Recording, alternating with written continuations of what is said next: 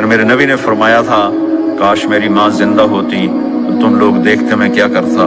میں عشاء کی نماز کے مصلی پہ کھڑا ہوتا, سورۃ فاتحہ پڑھ رہا ہوتا, اور ادھر سے میری ماں مجھے پکارتی محمد, تو میں ماں کے لیے نماز توڑ دیتا. ایک صحابی کا پیغام آیا ان کی بیگم کا کہ وہ مر رہے ہیں لیکن کلمہ نہیں پڑھا جا رہا.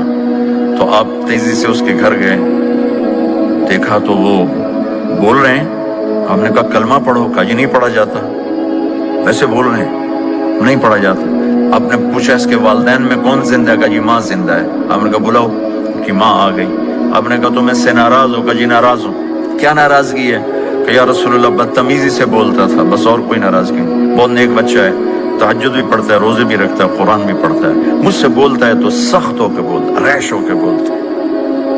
تو آپ نے کہا معاف کرتی ہو؟ کہا نہیں میں نہیں معاف کرتا. تو آپ نے فرمایا میں اسے آگ لگا دوں پھر سفارش کرو گے؟ کہا ہاں پھر تو کروں گی. کہ اگر تو نے معاف نہ کیا تو اللہ اسے جہنم میں ڈال دے. انہوں نے کہا نہیں میں معاف کرتی ہوں.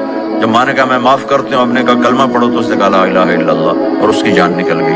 پھر آپ نے ان کا جنازہ پڑھایا اور فرمایا کہ جس نے ماں باپ کو دکھ دیا اس پہ اللہ کی لعنت, اس پہ زمین آسمان کی لعنت. ان کی نہ نماز قبول ہے, نہ روزہ قبول ہے, نہ صدقہ قبول ہے.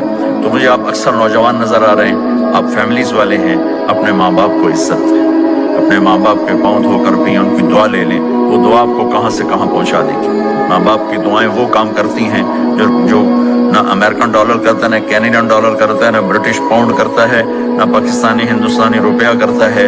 ماں باپ کی دعاؤں سے ساتوں آسمان کے دروازے کھل جاتے ہیں. زمین آسمان کی برکتیں سمٹ کر ان لوگوں کے پاؤں میں آتی ہیں جو اپنے ماں باپ کی دعا لیتے ہیں.